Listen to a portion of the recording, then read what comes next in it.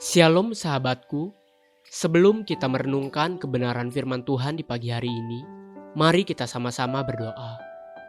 Bapa Surgawi, terima kasih atas kebaikan-Mu terhadap setiap kami. Kami mengucap syukur atas penyertaan-Mu sepanjang malam hari ini.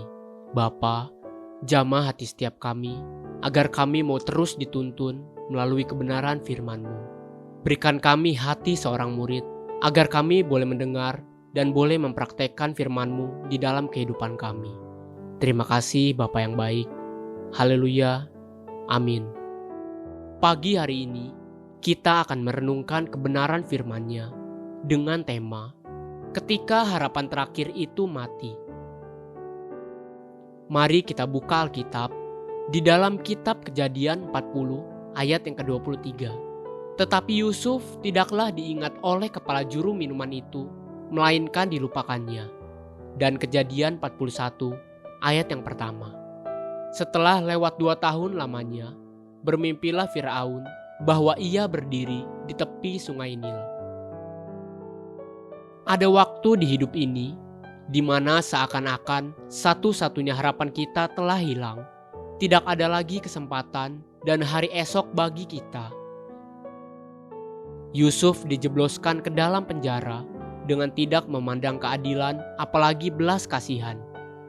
Secara sepihak dan tanpa diadili, Yusuf dituduh, difitnah, dan dijebloskan ke dalam penjara. Yang menuduh dia adalah seorang istri pegawai tinggi dan berpengaruh di Mesir. Sedangkan Yusuf hanyalah seorang budak Ibrani yang sama sekali tidak punya hak apa-apa. Kemudian datanglah dan tinggal bersama Yusuf di penjara yang sama 2 orang pegawai istana, yang satu juru minum raja dan satu lagi juru roti raja. Yusuf membantu mereka dengan melayani mereka dan menafsirkan mimpi mereka. Yusuf menjadi seperti seorang gembala bagi mereka di dalam penjara. Setelah semua pelayanan Yusuf menjadi kenyataan, Yusuf berpesan kepada juru minuman raja di dalam penjara demikian. Kejadian 40 ayat yang ke-14. Tetapi ingatlah kepadaku apabila keadaanmu telah baik nanti.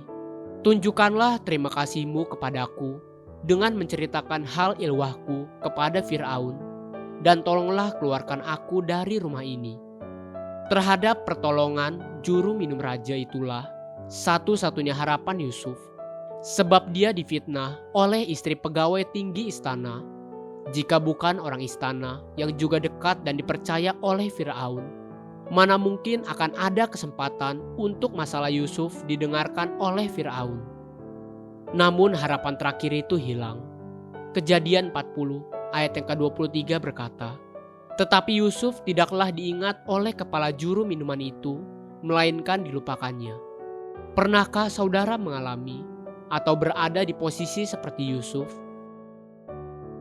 Sekarang coba perhatikan ayat selanjutnya yang persis dituliskan di Alkitab. Setelah harapan itu hilang, mulailah rencana Tuhan bertumbuh dan bekerja. Persis setelah ayat di Kejadian 40 ayat 23, muncullah ayat firman Tuhan ini. Kejadian 41 ayat yang pertama. Setelah lewat 2 tahun lamanya, bermimpilah Firaun bahwa ia berdiri di tepi sungai Nil. Kita semua tahu bahwa mimpi Firaun itulah yang akhirnya membawa Yusuf menjadi Perdana Menteri di Mesir dan mempertemukannya dengan ayahnya dan saudara-saudaranya. Bahkan mimpi Firaun itulah yang telah menggenapi perkataan Tuhan kepada Abraham bahwa satu kali nanti keturunannya akan masuk ke negeri asing dan akan keluar lagi pada keturunan yang keempat. Pelajaran penting bagi kita pagi ini, sekalipun matamu tidak melihat, sekalipun semua yang masuk akal sudah hancur dan hilang, di surga masih tetap ada Tuhan yang melihat dan merancang segalanya. Keputusan atas hidup kita datangnya dari Tuhan, bukan dari manusia. Kita bisa saja dilupakan, semua jasa baik kita bisa saja diabaikan, tapi keputusan tetap datang dari Tuhan. Andalkan dan percayailah Tuhan, bersandarlah kepada Tuhan saja. Haleluya. Sahabatku, mari kita sama-sama berdoa. Terima kasih Bapa Surgawi.